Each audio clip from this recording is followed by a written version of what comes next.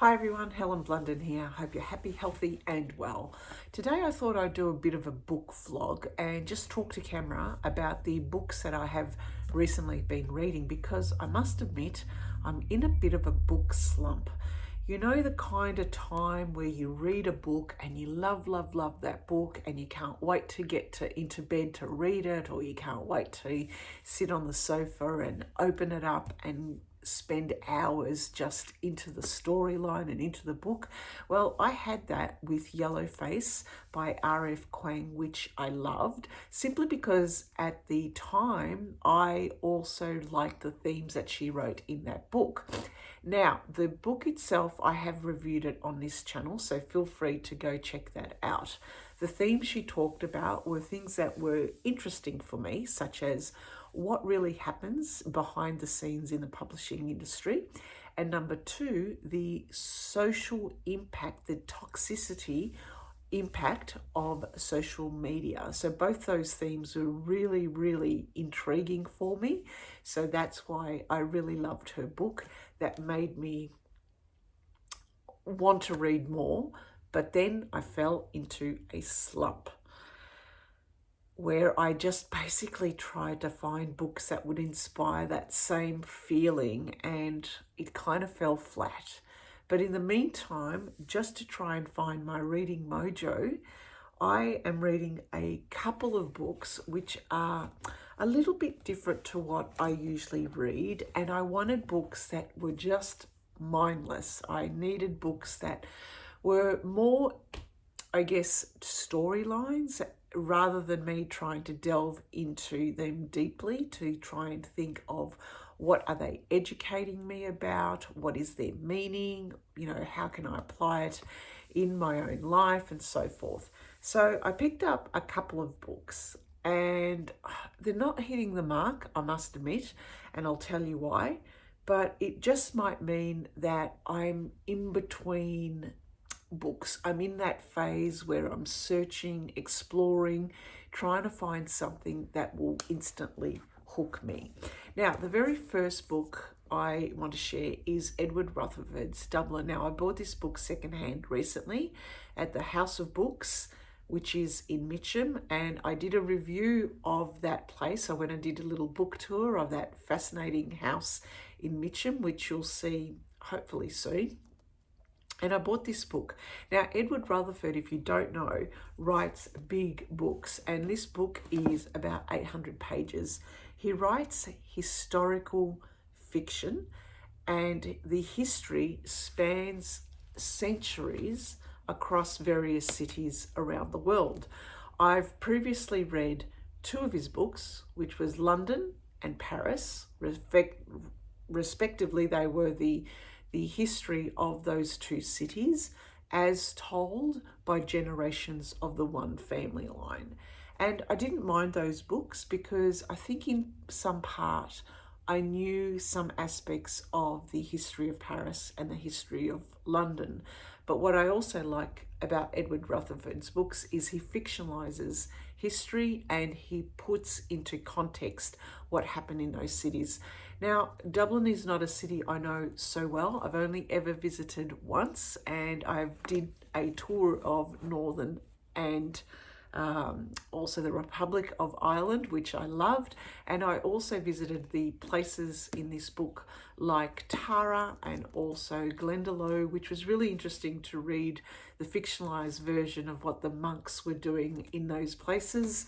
And so this is something that I picked up in the hope to get re-inspired again. And what it's done, it's just basically get my mind into some different aspect, just a completely new book, in the hope of wiping it clean and get ready for another book that I can immerse myself into. I know that doesn't really make sense here, but I needed to have a palate cleanser, if you will, to get hopefully into a new book that would totally obsess and motivate me. So that's that one. The second one I'm reading is a library book, which is a book club book that I am a member of with my library. It is a debut novel by Australian author Cheryl Adam, And she writes here just a story about 1950s Australia of Lillian, who is from England, and how difficult she finds life in 1950s Australia. I've only just started the book. I'm about 100 odd pages in, and initially I thought to myself, oh, I'm not going to get into this book. But there's one of the characters, Aunt Maggie, who I think if it wasn't for the Aunt Maggie character, this book would have fallen flat for me, simply because I'm still not invested in Lillian, but I'm more intrigued to find out what happens to Aunt Maggie. It is a very, very light read, but like I said, I needed some palate cleansers before I jump into a new book that would totally obsess me, and I'm hoping I just need to get back into my classics and literary fiction. Now, if you haven't heard of Edward Rutherford and you're still intrigued by the stories that he writes about the different cities, as I mentioned, I have read his London book. Now look at that. Look how big they are. These books, the way I read them is you read, say, a year at a time, or a chapter at a time, or a generation at a time, and then you could put it down, you could leave it, because the characters in here, you can't get invested in them simply because they die off in a generation. And we meet their other family members who then go on to a new time period. So these are, I guess, meant to be savoured over a period of time. Sarum is his very first book that he wrote, and again, about 1,300 pages. That spans over 10,000 years. So I've not read this book. One day I will. It's just the timing isn't right now. I need to just get through Dublin first. And the other book of his I've got is Ruska, about the city of Moscow, about Russian history. This might be interesting because I read War and Peace and I loved War and Peace, and I think I should just get into a Russian state of mind one day, hopefully. So look, if you're interested, well, by all means, check Edward Rutherford out. He even wrote one on New York, if you're interested in that one. I haven't read these books, but these are books that I will read sometime in the future, and which will take me a long time to read. You don't have to swallow these in the one hit. You can't. It's physically impossible. But anyway, Dublin is what I'm currently reading at the moment. Now let me show you some of the books that I have recently bought from the Savers Superstore. I bought these for a couple of dollars, and I was so glad that I bought these, simply because they all come from excellent authors and they were basically a bargain. The very first one that intrigued me was instantly I saw this. This is the Vintage publisher. Every time I see a spine like this, I'll always pull it out and see who the author is. And I was surprised to see Neville Shute as one of the authors for Vintage classic books, because Neville Shute, he was a well-known author. He's not he was originally born in the UK, but we claimed him as an Australian because he spent some of his life out here in Australia. And he was a prolific author, and he was kind of like the author that a lot of people read in the 50s here in Australia. This book was actually written in 1942, and it's called The Pied Piper.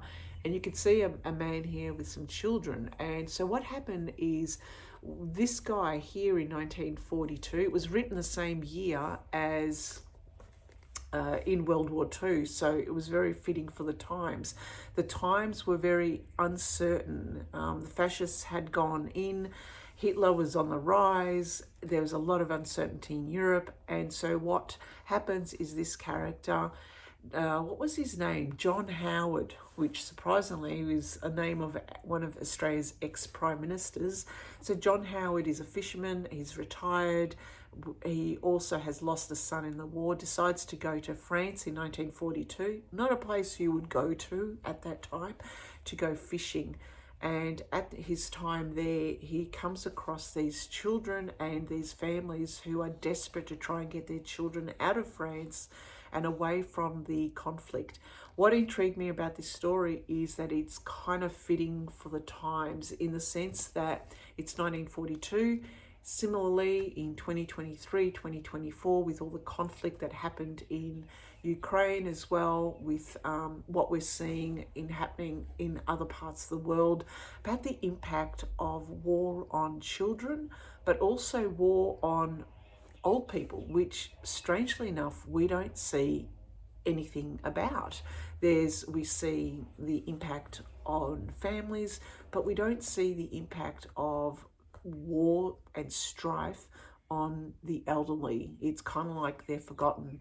So here is someone who is desperately trying to do his bit in the war effort, even though he feels that he is obviously he's a lot older, he can't help out in other ways, and he needs to find a dignified way to help people, so he's helping children. So I guess I think this book is going to be one that I will read in my own time, in my quiet time, probably one that I will immediately suck myself into, and one that will have some kind of deep meaning for me because of the messages of the impact of war on children and the impact of war on elderly, which is not what we get in the world nowadays.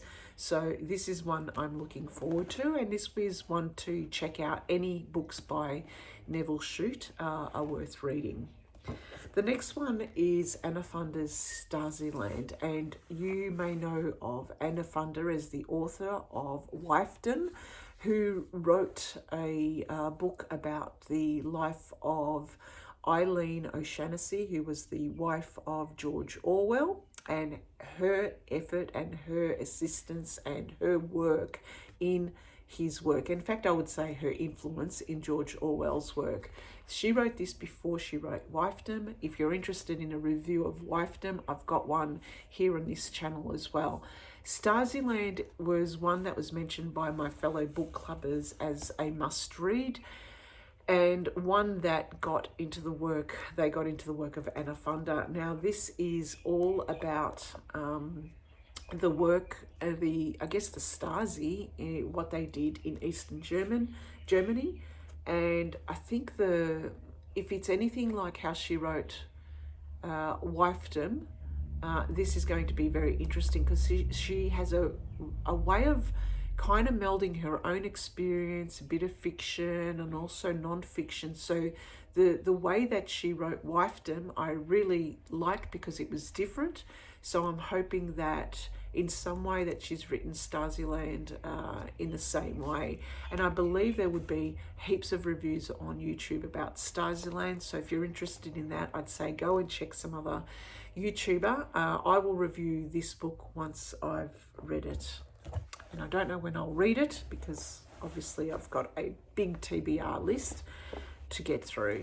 Now the other book I bought, and strangely I have any books that I've been finding by David Malouf, who is a well-known, very acknowledged, very celebrated Australian author and poet. He's won multitude of awards for his writing. His writing is beautiful. His writing is also in textbooks for Australian school students. I bought this one called The Great World, and again it is about an Australian soldier. Now strangely, it doesn't have what this book is about. There's a lot of testimonials instead, but what it is all about